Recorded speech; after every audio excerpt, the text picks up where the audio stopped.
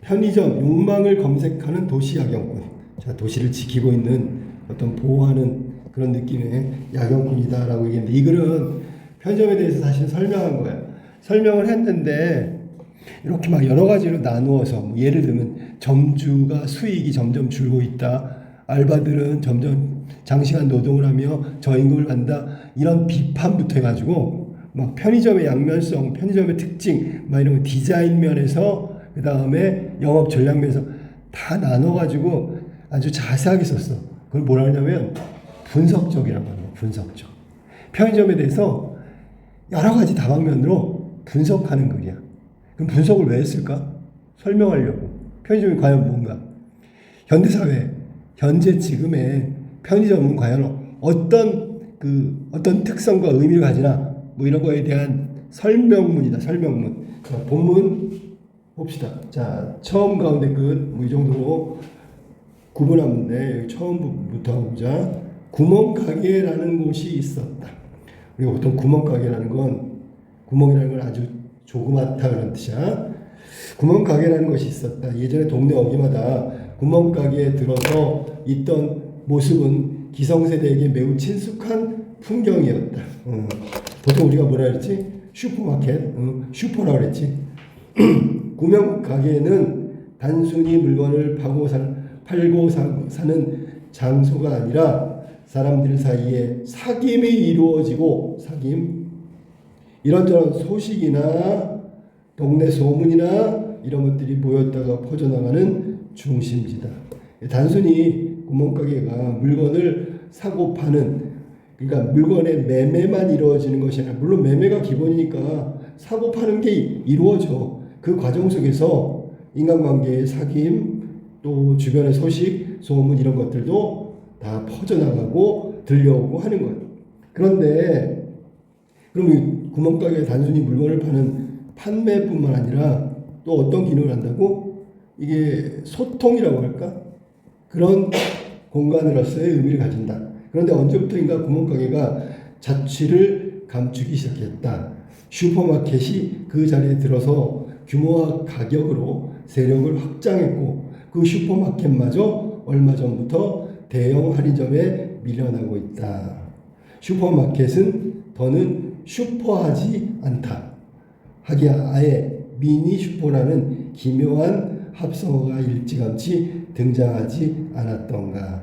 자, 미니 슈퍼가 뭐야? 사실은 말이 안 되는데, 작은데 뭐 대단해, 뭐 이런 거랑 비슷한 거지, 그지? 이게 대형 할인점과 비교되는 명칭이란 말이야. 대형 할인점에 비해서 규모는 작지만 있을 건 다 있다, 그런 얘기야. 자, 그래서 그 구멍가게는 슈퍼 이전의 구멍가게를 말하는 거고, 구멍가게가 쭉 해서 슈퍼마켓 다음에는 대형 할인점으로 교체됐어. 그러니까 이제 구매하는 장소가 달라져 가고 있다는 얘기지. 근데 여기서 이제 대형 할인점하고 맞서는 그런 작은 규모의 여러 가지 미니 슈퍼처럼 갖고 있는 게 바로 편의점이지. 편의점 얘기하려고 구멍가게 슈퍼마켓이 몰락하고 대형 할인점이 등장했다. 그럼 대형 할인점은 거리가 있고 사러 가는데 불편함이 있으니까 미니 슈퍼 같은 편의점이 필요하겠지. 그래서 이제 등장하기 시작하는 거야. 자, 구멍가게와 슈퍼마켓이 대형 할인점의 위협을 당하는 가운데 동네마다 속속 들어선 소형 매장이 있으니 바로 24시간 편의점이다. 대형 할인점의 위험에 맞서서 있을 건 다 있는 대형 할인점보다 규모는 작지만 그런 게 바로 편의점이란 말이야. 1927년 미국에서 생겨나 1989년 한국에 첫 선을 보인 편의점은 그동안 그 규모가 급속하게 신장이라는 게 이제 규모도 커졌다는 얘기야.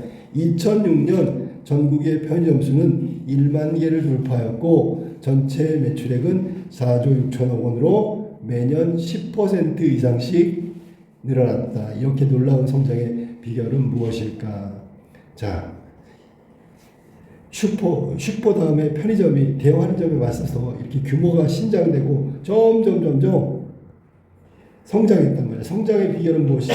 자, 여기 지금 선생님이 가르친 게 표지라고 하는 거지, 표지. 이제 다음 내용을 알려주는 거야. 동시에 궁금증을 유발시키지. 놀라운 성장의 비결이 뭘까 과연? 라는 궁금증을 유발하고요. 다음 내용이 편의점의 놀라운 성장 비결에 대해서 얘기한다는 표지에 해당된단 말이야. 자, 이제 시작해보자. 여기부터 중간이다. 자, 그 경쟁력은 우선 24시간이라는 영업시간이다. 자, 첫 번째. 편의점의 놀라운 성장 비결 24시간 영업시간. 자, 매출이 가장 높은 시간대가 밤 8시에서 자정까지라는 통계에서 알 수 있듯이 편의점의 성장은 도시인의 생활 양식 변화와 밀접하게 맞물려 있다. 자, 그래서 24시간 영업이라는 그게 바로 경쟁력의 원천 첫 번째다. 매출이 가장 높은 시간대가 밤 8시 자정까지. 그럼 8시라는 시간은 뭘 말할까? 이제 직장에서 퇴근하고 이제 집으로 오는 과정의 시간이고 자정까지. 이때가 사람들의 생활 패턴 중에서 저녁 시간을 이용하는 심야 활동, 밤 늦은 시간에도 활동하는 심야 활동이 도시인들의 생활 패턴이 됐다는 거야. 과거에는 이런 게 예를 들면 퇴근하면 집에 가고 주말에 장을 본다는 이랬는데 이제는 그냥 저녁에 퇴근하면서 장을 보고 이런 심야 활동이 늘어났다. 그 패턴을 이용한 게 편의점이라고 생각하면 돼. 자, 그럼 생활 양식의 변화 밀접하다. 심야 활동이 늘어났다는 거. 거기에 딱 맞는 게 편의점이다. 자, 도시인들은 귀가 시간이 점점 늦어질 뿐 아니라 집에 와서도 밤늦게까지 이런저런 일을 하거나 텔레비전을 본다. 특히 최근에는 인터넷 때문에 잠자는 시간이 더 줄어든다. 이러한 생활의 변화는 편의점의 신장과 관련이 있다. 편의점에서 가장 많이 팔리는 품목이 우유와 삼각김밥. 이거 뭐지? 이건 간편식이잖아, 간편식. 간편식이라는 게 뭐야? 이거 요리하고 이런 게 아니지. 간단하게 먹을 수 있고, 자, 이 간편식은 간단하게 먹을 수 있는데, 심야 시간에 아무 때나 들러도 이걸 먹을 수 있단 말이야. 그럼 사람들이 먹는 거에 대해서 걱정 안 하겠네. 갑자기 배가 고프면 밤에 아무 때나 나가도 간편식이 있으니까 먹으면 되잖아. 자, 그래서 가장 많이 팔리는 품목이 우유와 삼각김밥이다. 현대인의 식생활하고도 관련이 있는데 간단하게 먹는 걸 선호한다. 지금은 거창하게 요리하는 것보다. 자, 김밥이라는 통계에서 알 수 있듯이 우리는 심야에 출출할 때 간단하게 먹을 음식, 심야에 출출할 때 간단하게 먹을 음식, 일상에서 소소한 필요한 것들, 이런 것들이 편의점에 간편하게 진열되어 있으니까 조달할 수 있다, 얻을 수 있단 말이야. 자, 그러면 어떤 때, 아무 때나 24시간 방문하면 원하는 물품, 간단한 식사 가능하단 말이지. 그러니까 편의점을 자주 이용하게 되는 거죠. 자, 두 번째 다른 얘기를 해볼게. 이렇게 줄 바꾼 게 내용 바뀐다는 얘기야. 24시간 끝나고 있잖아. 그 다음 내용이야. 편의점 주로 인구가 밀집한 지역에 있다. 이런 것들은 특성이지. 편의점의 위치, 인구 밀집 지역. 매장의 넓이가 보통, 자, 이거 매장의 넓이가 보통 25평 정도밖에 되지 않지만 그 안에 진열된 물건은 무려 1,200부서 2,000종에 이른다. 이 25평 있잖아. 매장이 아니라 가만히 봐보면 냉장고도 있어, 그 안에. 그치? 그럼 그 안에 음료수, 주류 이런 게 가득 차 있잖아. 그럼 그거 빼면 20평 조금 넘을 거야. 근데 거기에 무려, 이거 무슨 뜻이야? 굉장히 많은 종류의 물건들이 있다. 라는 얘기야. 작은 규모인데 많은 물건을 팔고 있는 거지. 물건뿐만 아니라 다른 서비스도 한단 말이야. 이런 공공요금 수납, 택배, 휴대전화 충전, 팩스, 꽃배달, 주문, 공연 입장권, 예매, 발권, DVD 대여, 보험상품 판매, 우편대행, 디지털 사진이나 이런 게 다양한 서비스라고 할 수 있지. 서비스 제공한다. 자, 그러면 첫 번째는 물건을 판매하는 게 기본이죠. 물건 판매가 첫 번째. 편의점의 첫 번째는 물건 판매. 두 번째는 다양한 서비스를 제공한다. 그러니까 이 얘기는 보통 집객이라고 하는. 집객이 뭐냐면 손님을 모으는 거야. 유인하는 거야. 일단 와야 되는 거야. 그러니까 막 그 대형 쇼핑몰 이런 데서 막 할인 행사하는 것도 똑같은 거야. 그 물건은 싸게 팔지만 그거 하나 사고 집에 안 간단 말이야. 다른 물건을 사지. 그거하고 비슷한 거라고 생각하면 돼. 이런 서비스, 이런 택배하러 왔다가 음료수 사 먹을 수도 있고, 뭐 이런 거지, 그지? 이렇게 다양한 요인을 만들고 있다. 그 다음에 또 하나 뭐냐면, 자, 이제 다양한 서비스가 나왔고, 두 번째라고 그랬어. 그 안에 컵라면을 먹을 수 있도록 탁자와 끓는 물이 마련되어 있어. 탁자와 끓는 물, 저번에는 식사까지 가능하다. 물론 거창한 걸 하니까 간단한 식사, 간편식 제공해. 지금 편의점에서 하고 있는 거야. 자, 이는 한국의 편의점에서만 볼 수 있는 특징이다. 이렇듯 편의점은 집 근처에서 그때그때 필요한 재화나 서비스를 당장 충족할 수 있는 매장으로 백화점, 대형 할인점 등에 영향을 미치지 못하는 틈새 시장을 잘 개척해 온 것이다. 자, 편의점의 성장 비결 두 번째. 자, 성장 비결 두 번째에 해당된다. 자, 첫 번째는 24시간 영업시간. 이게 첫 번째 성장 비결이고, 두 번째는 집 근처고요. 틈새 시장을 개척했다. 이게 성장 비결 두 번째에 해당합니다. 그래서 편의점은 기본적으로 물건을 팔지만 다양한 서비스 제공, 심지어는 간단한 식사까지 할 수 있는 장소를 제공한다. 장소로 제공된다. 자, 그 다음에 큰 창고가 없는 편의점에 그렇게 많은 물건을 갖출 수 있는 비결은 무엇일까? 이것도 일종의 표지란 말이야. 작은데 어떻게 많은 물건을 가지고 있는 비결은 뭘까? 자, 판매와 재고를 실시간으로 파악할 수 있는 판매 정보 통합 관리 시스템.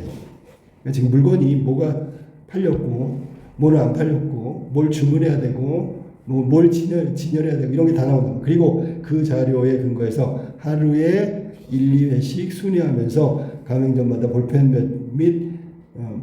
몇 자루, 라면 몇 개, 이런 식으로 완전히 맞춤형으로 공급해주는 배송 시스템이 존재하고 있다. 맞춤형 배송 시스템. 그러니까 이거에 기반이 되는 거는 첫 번째가 이거죠. 판매 정보 통합 관리 시스템이 돼 있어야지 맞춤형 배송 시스템이 가능한 거지. 이해됐어? 무슨 말이지? 말하자면 전국 가맹점을 관리하는 본사가 상품을 일괄 구매해서 유통하는 규모의 경제. 자, 보세요. 규모의 경제. 규모의 경제는 뭐지? 딱 필요한 만큼 주문해서 딱 필요한 만큼 제공하는 거야. 그러니까 재고가 없다는 얘기지. 원래 규모의 경제는 자기 소득에 맞춰서 소비하는 거야. 무슨 말인지 알겠지? 자신의 소득 범위 안에서 소비하는 거야. 그러니까 대출을 하거나 빚을 지거나 그 다음에 오바되거나 이러면 안 되는 거야. 그게 규모의 경제인데, 편의점의 규모의 경제는 뭐야? 일괄 구매해가지고 유통을 해주면 딱 끝나는 거야. 재고가 하나도 없는 거야. 그게 바로 규모의 경제. 그리고 각 동네에 깊숙하게 파고들어 주민들의 생활에 필요한 물품을 섬세하고도 신속하게 제공해주는 유연화 전략. 또 나왔네. 유연화 전략. 이거 봐봐. 필요한 물품을 제공하는 거야. 빨리 제공하는 거야. 이게 유연화 전략이다. 자, 규모의 경제. 두 번째, 유연화 전략. 자, 다양한 서비스를 제공할 수 있었던 건 바로 규모의 경제와 관련 있고요.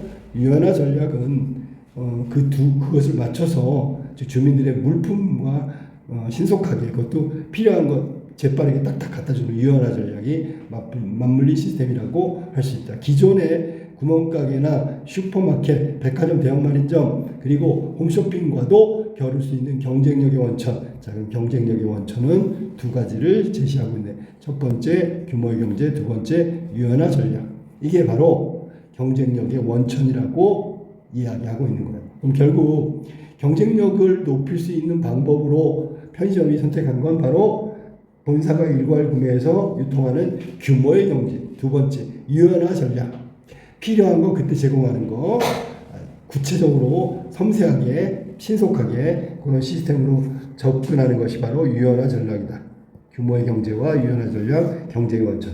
자, 그 다음에 중간 다른 얘기로 또 다른 얘기 중간이야. 편의점 또 한 가지의 차별성은 매장의 디자인도 있다. 매장의 디자인이 바로 차별성을 갖고 있다는 거지. 우선 조명이 환하다. 그렇지. 눈에 먼저 띄는 건 조명이죠.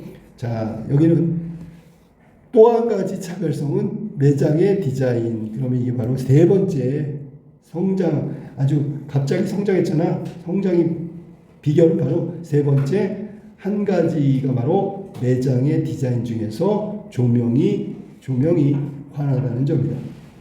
디자인 면에서도 그렇고 조명도 그렇고 천장을 보라. 형광등이 빼곡하게 걸려있고 대낮에도 환하게 켜져 있어 그 어느 공간보다도 밝다. 밝으면 잘 보인다. 물건이 더 선명하고 또 근사하게 보일 수도 있어. 깜깜한 밤이면 더더욱. 그 다음에 여기 환하면 다 보이니까 안전하죠. 자, 그럼 밤이 되면 그 밝음은 일종의 화려함으로 느껴진다. 우리는 편의점에 들어설 때 다소 신선하고 활기찬 시공간을 경험한다. 이때 빛의 밝기를 높이는 것은 소비 욕구를 자극하는 고전적인 수법으로 백화점 진열장에서 그 극치를 이루지만, 그러니까 백화점은 훨씬 더 밝지요. 편의점은 그러한 비일상성을 일상 가까이에 끌어들인. 자, 그러니까 우리가 이렇게 생각하면 돼. 저렇게 밝은 조명 아래 있는 물건을 보는 건 백화점까지 가야 되는데 그럴 필요가 없어. 바로 옆에 편의점 가면 비슷한 게 있다고. 물론 백화점보다 밝지는 않지만 거의 백화점에 버금가는 조명 화려함을 느낄 수 있다고. 그게 바로 옆으로 왔다고. 일상에 끌어들인 것. 물건을 진열하는데도 불빛이 어떤 각도로 반사되어야 소비자에게 부담되지 않으면서 구매 욕구를 불러일으킬지를 면밀하게 계산하여 조명과 선반의 위치를 규격화해 놓고 있다. 그러니까 편의점, 체인점 다 동일하죠. 자, 그렇듯 실내 분위기는 진열된 상품을 빛나게 할 뿐 아니라, 자, 진열된 상품을 빛나게 한다. 뭔가 실내 분위기가 조명에서 밝은 분위기, 드나드는 사람들을 안심시키는 효과도 부산으로 나오죠. 첫 번째 상품을 빛나게, 두 번째 안심시키는 효과. 여성들도 심해 아무런 망설임 없이 편의점에 들어갈 수 있고 낯선 손님들이 들어와도 신경 쓰지 않는 것은 구석구석 환하게 비춰주는 불빛 덕분이다. 불빛. 이 불빛이 하는 일이야. 자, 불빛 덕분에 안심이다. 안심이 뭐야? 여성들까지도 불편함 없이 신경도 안 쓰고 옆 사람 꺼리낌 없이 심야에 들어와서 안심함을 느낀다. 안심함. 그게 안심함은 어디서 오는 걸까? 그러면 바로 이 불빛에서 오는 거다. 불빛 주는 효과, 여성들마저도 안심하게 하는 거란 말이야. 그 다음에 또 하나 나왔는데 투명유리. 다 보이죠? 안에서 밖이 보이듯이 밖에서 안도 보여. 바깥에서 내부를 훤히 들여다볼 수 있으니까 더욱 안심이 된다. 그리고 또한 도난 방지용으로 설치된 볼록 거울. 본 거 있을 거야. 그럼 지금 봐봐. 여기 따져보면 조명도 있고요. 투명유리도 있고요. 도난 방지용 볼록 거울도 있고. 이런 게 다 편의점 안에 있는 건데 편의점에 들어가면 왜 안심이 되죠? 환한 불빛. 두 번째, 투명유리 때문에 다 볼 수 있으니까 안심되고요. 도난 방지용으로 설치된 볼록 거울, 얘도 안심하게 하는데 좀 역할한단 말이에요. 왜인가 볼까? 계산대 직원의 시선이 매장 내에 두루두루 비출 수 있는 구조로 고객을 안심시킨다. 그러니까 여기는 매장 내 직원이 손님들의 안전을 확인하는 의미로 여기 볼록 거울을 얘기한 거. 볼록 거울이 감시용이 아니고요. 일종의 편의점 직원이 손님의 안전을 확인하는 그런 역할을 한단 말이야. 그러니까 볼록 거울에 비친 내 모습을 만약에 무슨 안 좋은 일이 생기면 그걸 통해서 직원이 달려오니까 안심할 수 있다. 이 불빛과 투명률이 볼록 거울이 봐도 이 안심하게 하는 요소들이란 말이야. 자, 흥미로운 것은 그 밝은 불빛이 매장 바깥으로 뻗어나가 어두운 도시의 오아시스 같은 역할을 한다. 그러니까 이 조명이 원래 그 매장 안의 조명이었지만 이렇게 예상하지 못하게 깜깜한 어두운 도시의 거리를 환하게 하는 역할. 마치 삭막한 사막을 걷는 여행자가 맞이한 오아시스처럼 우리한테 긍정적인 역할을 한다. 그러니까 반감을 준다는 그런 얘기야. 어두운 도시를 걷다가 약간 불안했는데 환한 편의점의 불빛을 보면서 안심한다는 얘기야. 오아시스처럼. 이는 지역의 치안에 도움이 된다. 지역 치안에 도움이 된다. 자, 여기서 이것은 뭐지요? 바로 조명이지요. 조명. 밝은 불빛. 이 밝은 불빛은 지역 치안에 도움이 된다. 실제로 일본의 어떤 편의점에는 아이들과 여성의 110번, 한국은 112번 점포라고 써붙였단 말이야. 아이들과 여성의 110번 무슨 문제 생기면 전화 건다는 얘기지. 보호해준다 그런 얘기. 안내문 창문에 붙여 있고 천장이나 간판 옆에 경광등을 설치해. 경광등은 이거 보통 그 경찰차에 붙이는 거잖아. 다는 거잖아. 그지? 앰뷸런스 같은데 경광등 있지. 설치하여 비상시에 사이렌을 울린다. 위험에 처하거나 다급한 일이 있을 때 누구든지 편의점의 도움을 청할 수 있어. 말하자면 파출소 비슷한 역할을 겸하게 된다라고 얘기했습니다. 편의점이 밝은 불빛이 도시의 어두운 거리에 오아시스 같은 역할을 하는 것처럼 또 하나 112 어떤 경광등을 달아서 안전, 이제 사회적 약자, 아이들, 여성을 보호하는 일종의 파출소의 역할을 겸하고 있다라고 얘기하고 있는 거예요. 자, 그럼 편의점 또 한번 볼까? 편의점은 도시 문화의 산물이다. 그렇지. 편의점은 아까 얘기했듯이 인구 집중 지역이 있기 때문에 인구 집중한 곳은 도시니까 도시적 산물이 맞겠죠. 도시인, 특히 젊은이들이 인간관계의 감각과 딱 맞아떨어진다. 그럼 젊은이들의 인간관계는 어떨까? 볼까? 젊은이들의 인간관계. 구멍가게의 경우 주인이 늘 지키고 앉아있다가 들어오는 손님을 맞이한다. 따라서 무엇을 살 것인지 확실히 정하고 들어가야 하지만 편의점의 경우는 점원이 출입할 때 간단한 인사, 그 다음에 말을 걸기 전에는, 자, 손님이 말을 걸기 전에는 입을 열지도 않을 뿐더러 시선도 건네지 않는다. 무관심이 배려다. 무관심의 배려. 그러니까 무관심의 배려니까 무관심해 주는 게 오히려 손님을 위한 거야. 그러면 지금 젊은이들의 인간관계가 바로 저거란 말이지. 타인에 대해서 무관심. 알려고 하지도 않고 알려줄 필요도 없고 뭐 이런 거야. 그래서 특별히 살 물건이 없어도 부담 없이 들어가 둘러볼 수 있다. 그러니까 구멍가게처럼 반드시 목적이 있어야 들어가는 거고 물건을 정하고 들어가는 게 구멍가게지만 여기는 목적이 없어도 일단 들어가서 혹시 살 거 있나 고를 수도 있고요. 그 다음에 뭘 사러 왔냐고 물어보지도 않는다. 그게 바로 요즘 젊은이들의 인간관계하고 많이 닮아 있다.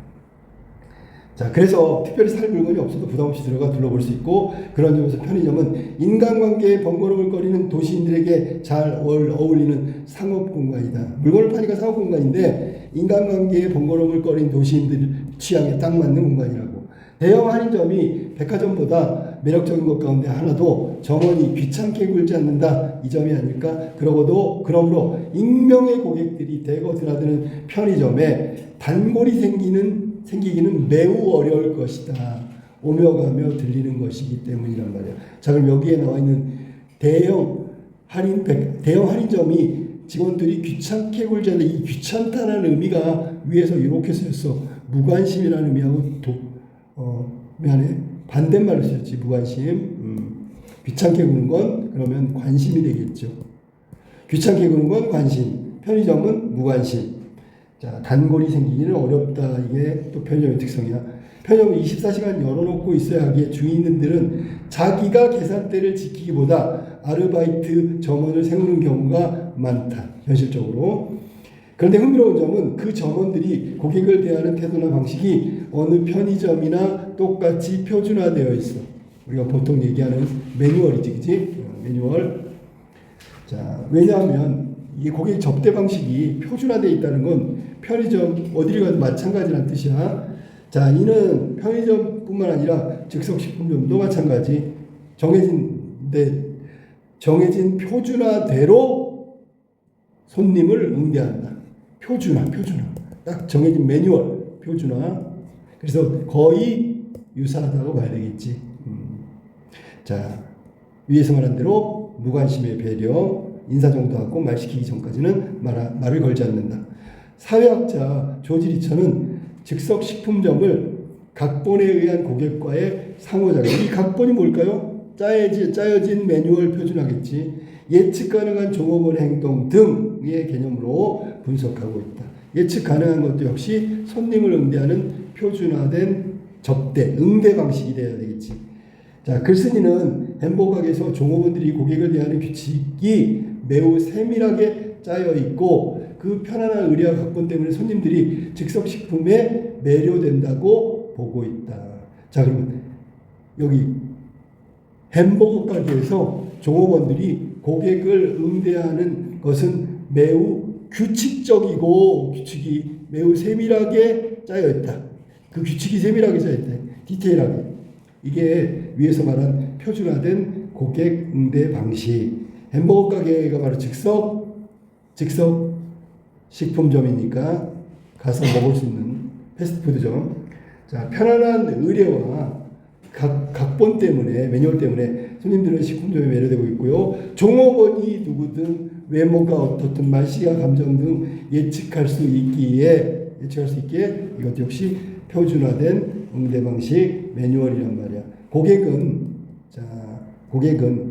다양한 점원들을 상대하는 점원들이 달라져. 그런데 이 방식은 관계는 모두 같은 방식이란 말이야. 왜냐하면 종업원들이 알바들이 표준화된 손님 응대 방식대로 매뉴얼대로 행하고 있기 때문에 그렇단 말이야.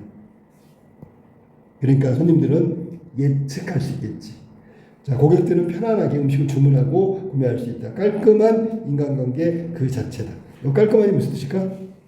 자, 물건을 팔고 살 때만 서로 의사통하고 말하고 물건을 사고 난 다음에 빠이빠이. 알았니? 그리고 효율적인 소통이 짧은 시간에 많은 손님을 응대할 수 있도록 해준다. 그래서 짧은 시간에 많은 손님을 접대하는 거, 그러기 위해서 효율적 소통. 여기서 효율적 소통은 뭘까? 필요한 물건을 말하고 더 예를 들면 추가 사항을 듣고 그걸 물건을 해서 응대하고 그 다음에 잘 가라고 인사하고 끝. 진짜 업무적인 것 이외에는 자기의 필요성 이외에는 더 이상 대답하지 않으니까 효율적인 소통이 있죠. 자, 즉석식품점 그러한 속성을 편의점도 거의 지니고 있다. 그러니까 거기 들어가서 필요한 물건 이름 말하고 돈 내고 물건 받고 나오면 끝. 자, 그런데 주인과 고객 사이의 인간관계가 형성되지 않은 편의점은 역설적으로 고객에 대한 정보를 매우 상세하게 입수한다. 자, 거기 이제 그 정보를 이제 입력하는 부분이 있기 때문에 소비자들은 잘 모르지만 일부 편의점에서 점원들은 물건값을 계산할 때마다 구매자의 성별, 연령대를 계산기에 붙어있는 버튼에 정보를 입력한다. 소비자는 잘 모르지만. 자, 그러면 계산기에 붙어있는 버튼 입력한다. 그러면 이게 정보 수집 방법이 있죠. 정보 수집 방법. 첫 번째, 계산기에 버튼을 누른다. 나이와 성별 이런 거. 정보는 곧바로 본사에 송출된다. 그럼 본사에서는 취합하겠지. 정보를 각 편의점에서 송출한 정보를 취합해가지고 그 다음에 그 정보를 바탕으로 데이터를 만들어내는 거고, 두 번째는 뭐냐면 또 한 가지로는 편의점의 천장에 붙어있는 CCTV가 있는데 여기서도 두 번째 정보 수집 방법. 그 용도는 도난 방지용이 먼저고요. 그 다음에 연령대 성별에 따라 어느 가게에 오래 머물러 있는지 분석하려는 목적도 있다. 어떤 연령대, 어떤 성별이 이 편의점에 오랫동안 있는지 그게 정보죠. 정보 취합하는 방법, 정보를 얻는 방법, 수집하는 방법. 두 번째 CCTV. 요거는 이제 연령대하고 성별에 따라서 얼마나 머물고 있는지를 알아보는 목적. 물론 보안 기능이 첫 번째지만 녹화된 화면은 주기적으로 본사에 보내져 분석된다. 어떤 편의점에서는 삼각김밥 진열대에 초소형 카메라를 설치했어. 그럼 이거는 세 번째 정보 수집 방법이 되겠죠. 그래서 첫 번째는 계산기에 붙어 있는 버튼. 이게 첫 번째 정보 수집 방법. 두 번째는 CCTV, 얼마나 머물고 있는지. 세 번째는 초소형 카메라 설치해가지고 손님들의 구매 행태를 기록한다. 자, 그 다음에 먼저 살 물건의 종류를 정한 뒤 선택하는지 아니면 이것저것 들어보고 살펴가면서 고르는지 유통기한까지 확인하는지 한 번에 몇 개를 구매하는지 등 통계 처리하는 것이다. 이게 정보 수집 세 번째. 살 물건의 종류를 정하고 사는지 아닌지 그냥 뒤적거리다 사는지 유통기한 확인하는지 전부 다 세세하게 통계 처리한단 말이에요. 그렇듯 정교하게 파악된 자료는 본사의 영업 전략에 활용된다. 편의점의 급성장해온 이면에는 이렇듯 치밀한 정보 시스템이 가동되고 있다. 그러니까 눈에 보이진 않지만 이 이면이라는 건 그 안쪽에 눈에 보이는 거 말고 그 안쪽에 뭔가 있는데 그게 치밀한 정보 시스템의 가동이란 말이야. 다음 그러나 자 이제 내용이 달라졌어. 그러나 그러한 성장이 편의점의 주인의 수익으로 확대로 이어지는 건 아니다. 이거 좀 봐봐. 원래 편의점이 급성장하면 편의점 주도 수익이 늘어나야 되잖아. 근데 늘어나지 않잖아. 그래서 그러나를 썼단 말이야. 한때 편의점은 잘 나가는 사업 항목으로 한 달에 300만 원 이상의 수입이 넉넉히 보장되던 시절이 있었다. 그럼 미니멈이 300만 원이야. 그러나 최근 들어와서 사정이 완전히 달라졌다. 조기 퇴직자, 부업으로 편의점을 경영하려는 사람이 늘어나면서 가맹 희망자들이 줄을 이었고 본사들은 예상 매출액을 부풀려 개업을 적극적으로 권장했다. 그러니까 너도 나도 편의점, 그러니까 수익 확대가 안 되지요. 첫 번째 이유, 수익이 확대가 이어지지 않는, 즉 수익이 보장되지 않는 이유 첫 번째, 누구나 아무나 다 하려고 한단 말이야. 그러니까 편의점 숫자가 절대적으로 늘었단 말이야. 그 결과 가까운 거리에 많은 편의점이 생겼어. 가까운 거리에 많은 편의점이 생겼어. 제 살 깎기, 자충수라고 그러지. 자기 살 깎아 먹기, 결국은 자기 손해가 됐죠. 그 다음에 이게 이제 자기 손해가 됐다는 게 두 번째죠. 가까운 거리에 많은 편의점이 들어서 요게 이제 두 번째. 그러니까 너나 나나 할 거 없이 본사들이 예상 매출액을 부풀려 가지고 막 개업시킨 거. 그다음 두 번째, 거리 제한 없이 막 편의점이 들어선 거. 이런 것들이 편의점 수익이 떨어지게 하는 두 번째 이유지. 그 결과 세 번째 볼까? 적자를 보는 가게도 적지 않다. 그렇죠. 그 다음에 적자를 보는 가게들이 적지 않으니까 그럼 다 망했나? 근데 보니까 그러나가 또 났어. 적자 보면 그만둬야지. 근데 그만둘 수도 없어. 기간 만료 전에 계약을 해지하면 엄청난 손실금을 물어야 돼. 위약금을 물어야 돼. 본사나 가맹점들과 매우 불공정한 조건으로 계약을 했단 말이야. 그러니까 울며 겨자 먹기. 자, 매우 본사와 가맹점의 매우 불공정한 조건의 계약. 그러니까 울며 겨자 먹기. 억지로지, 억지로. 본사 가맹점의 매우 불공정한 조건 때문에 하기 싫지만 그만두고 싶지만 손해나니까 그만두고 싶지만 그만둘 수 없고 억지로 울며 겨자 먹듯이 억지로 장사를 계속하고 있는 거다. 원래는 손실이 나면 그만둬야 되는데 계약 때문에. 급기야 일부 점주들은 최근 계약 조건이 일방적이고 불리하다면서 본사의 편의대로 작성된 약관을 바로잡기 위해 연대 행동에 들어갔다. 그러니까 이제 점주들의 모임이겠지. 그에 대해 2006년 공정거래위원회가 편의점 약관에 대해 심사하여 몇몇 조항을 바로잡았지만 상당 부분 그대로 유효하다고 판정해 가맹점 업주들과 시민단체의 반발을 샀다. 결국은 본사 입장이 상당 부분 반영된 약관이 몇몇은 고쳐졌지만 그대로 유지됐다라는 얘기를 하고 있는 거예요. 기업 간의 경쟁이 가속화되면서 그 압박은 계속 개별 가맹점에 전가된 것을 그쪽으로 떠넘긴 것으로 보인다. 이 기업 간의 경쟁은 편의점 그 회사끼리의 경쟁 혹은 그렇지 여기서 회사끼리의 경쟁이지 가속화되면서 매출을 늘리기 위한 전략 이런 것들이 전부 다 개별 가맹점 편의점주한테 모두 그 책임이나 부담을 떠넘겼다라고 얘기하는 거예요. 그러니까 지금 이 떠넘긴 개별 가맹점주에 전가된 게 바로 일방적이고 불합리한 본사의 편의대로 작성된 약관의 내용이라고 보면 되겠지. 자, 주인 못지않게 힘겨운 것이 아르바이트 점원 신세대.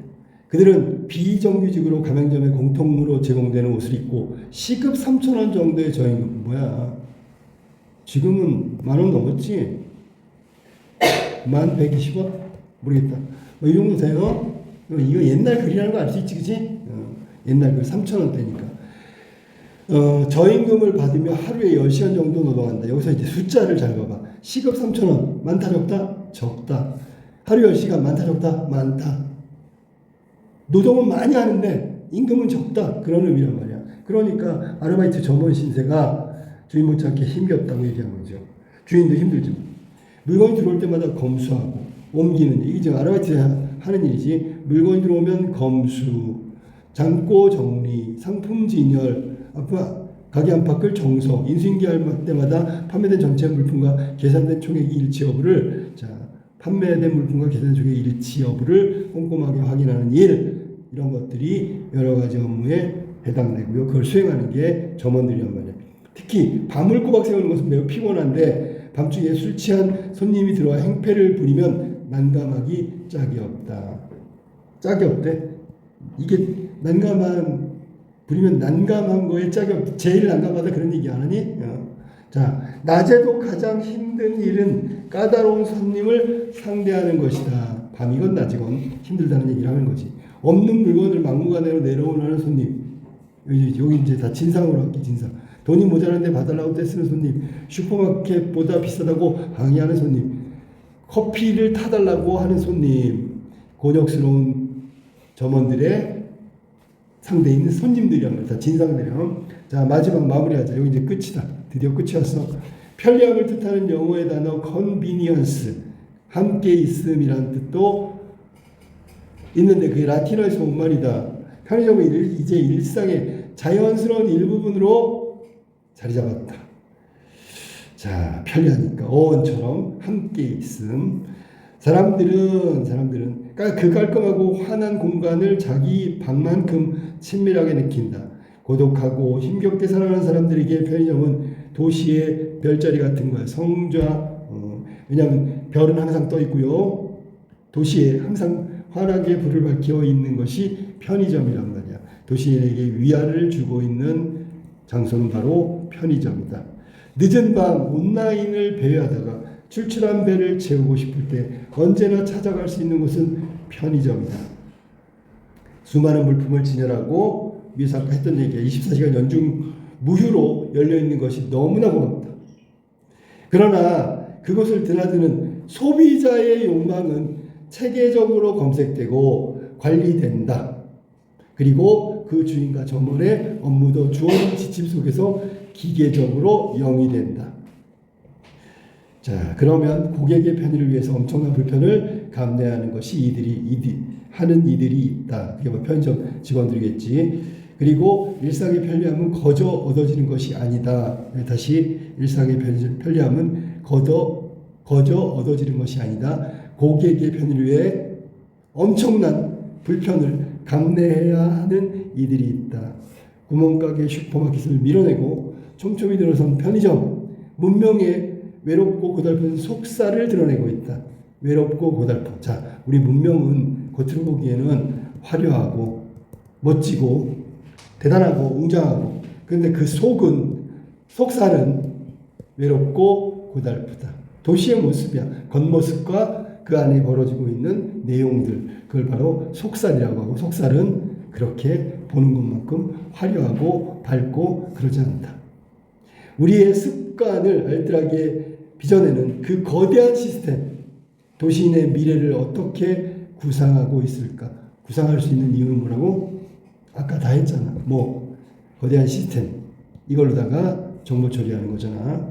정보도 수집하고 데이터도 만들고 우리들의 습관에 맞춰서 판매 전략을 만드는 그 판매 정보 시스템, 얘네들은 도시인의 미래를 어떻게 구상하고 있을까라고 얘기하면서 마무리됐다. 자, 그러면 문명은, 자, 여기서 또 하나로 알아둘 게 뭐냐면 이런 거야. 문명의 외롭고 고달픔. 이건 이제 부정적인 건데, 위의 내용에 따르면 인간관계로 다시 바꿔서 얘기할 수 있어. 인간관계가 대면 무관심, 그 효율적 의사소통 뭐 이런 것밖에 없거든. 자, 그러니까 그 문명이라는 것이 도시 문명의 안에 있는 편의점은 바로 이 무관심 같은 사회 구성원에 대한 무관심, 그러니까 이게 외로움이지, 그지? 이런 것들이 바로 숨겨져 있는 거란 말이야. 그리고 그 정보 시스템을 통해서 우리를 어떻게 만들어 갈까라는 것이 마지막 문장으로 끝난 거다. 자, 그래서 편의점에 대해서 너무 자세하게 얘기해가지고 할 말이 없네. 이 글은 설명문이야. 편의점에 대한 설명문. 근데 내가 처음에 그랬잖아. 설명문에 대해서 이것저것 다 말하다 보니까 분석적이 됐단 말이야. 분석적. 그 다음에 무관심의 배려, 인간관계의 소홀함, 친밀한 인간관계, 인간이 인간을 대하는 따뜻한 정, 이런 것들이 다 사라진 실체가 바로 편의점이기 때문에 비판적인 내용이다. 비판적 성격의 글이다라고 생각합니다. 물론 설명문이니까 설명하고 있는 거고, 편의점에 대해서 그 편의점에 대한 속성을 설명하다 보니까 분석하게 되고, 분석의 내용을 따져보니까 비판하게 된단 말이야. 그런 식으로 연결돼 있어. 이 주제는, 이 그 설명문의 주제는 소비, 편의점이라는 게 어떻게 성장을 했고 어떻게 비약적으로 성장한 비결이 뭐고, 비결을 밝혔단 말이야. 그 비결이 뭐 영업시간부터 해서 우리 근처에 있다는 거, 운영하는 시스템, 정보 처리 시스템, 그 다음에 디자인 뭐 이런 것들을 여러 가지 측면에서 분석하고 있다. 여기 몇 가지, 한 4가지 정도 한번 적을까? 영업시간이 비약적 성장의 원천이다. 두 번째는 가까운 위치, 우리 주변에 있다는 거. 세 번째는 시스템, 정보 처리 시스템, 그 다음에 구매 유통 관련된 시스템, 그다음 마지막 4번째가 뭐 디자인이라든지 조명이라든지 뭐 이런 거. 여기서 특히 조명을 얘기했다는 거 먹지 마라. 그래서 이게 성장의 원천이란 말이야. 성장의 원천. 그리고 편의점은 어떻게 규정하고 있냐면, 편의점은 딱 도시인에게 적합하다. 왜? 도시인에게 편리함도 주지만 도시인이 갖고 있는 속성과 너무 같아. 일치한단 말이야. 사람 사이의 관계도 그렇고요. 알았니? 그리고 편의점은 기본적으로 글쓴이는 상업 공간이라 해서 상업 공간. 편의점은 무엇보다도 물건을 사고 파는 공간이라고 전제하고 있는 거야. 그리고 그것 말고 파생되는 것들을 여러 가지로 얘기했다. 그 다음에 주인하고 점원, 주인의 수익에 대한 거, 점원의 저임금, 장시간 노동에 대한 거, 이런 것들을 비판적으로 분석하고 있다. 비판적 분석. 이게 우리가 지금 배운 편의점 욕망을 검색하는 도시의 야경꾼. 저는 소비자 욕망은 이게 지금 뭘 원하고 뭘 사려고 하고 이런 거고, 그거에 대해서 정보를 수집하고 하는 게 검색이라고 한다면, 도시의 야경꾼은 긍정적인 편의점의 역할에 대해서 이야기한 거지. 자, 이게 지금 설명문 내용이어서